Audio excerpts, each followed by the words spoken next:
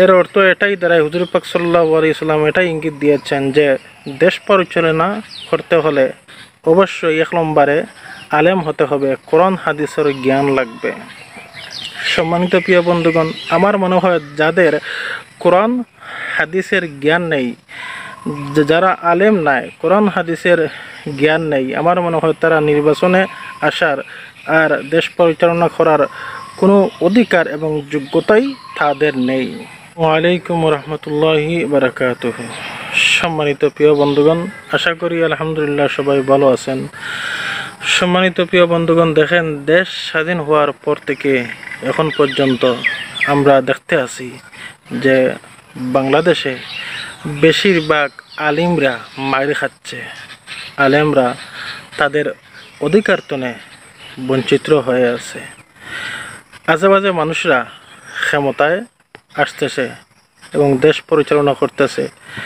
দেশের জনগণের উপর, মানুষের জান মালের উপর, ইসলামের উপর, দিন ইসলামের উপর আঘাত আনতে আছে। সম্মানিত প্রিয় বন্ধুগণ, দেখেন, হুজুর পাক সাল্লাল্লাহু আলাইহি সাল্লামের শেষ সময়ের কালে খলিফাতুল মুসলিমিন হযরত ওমর রাদিয়াল্লাহু তাআলা আনহুর হাতে দেশ পরিচালনা করার প্রেসিডেন্ট দায়িত্ব দিয়ে গেছিলেন। এর অর্থ এটাই দাঁড়ায় যে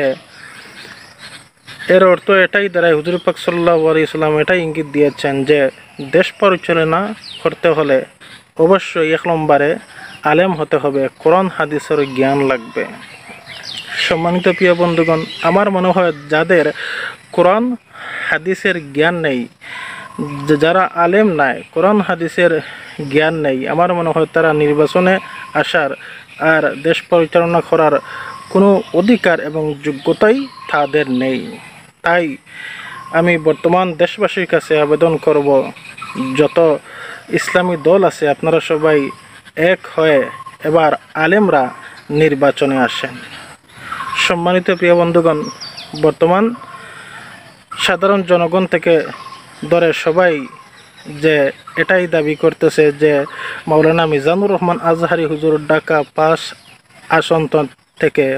আসন থেকে উনি নির্বাচনে আসবেন। যাই হোক, মাওলানা মিজানুর রহমান আজহারি হুজুরকে আমি অনুরোধ করতেছি, ওনার ব্যক্তিগত উনি চাইবেন না নির্বাচনে আসার জন্যে, কিন্তু দিন ইসলামের স্বার্থে, দিন ইসলাম কায়েমের স্বার্থে উনি ঢাকা 5 আসনে অবশ্যই নির্বাচনে আসবেন। আপনারা এই মতে যারা আছেন ভিডিওটি লাইক শেয়ার দিয়ে ছড়িয়ে দিন। আসসালামু আলাইকুম রহমতুল্লাহ।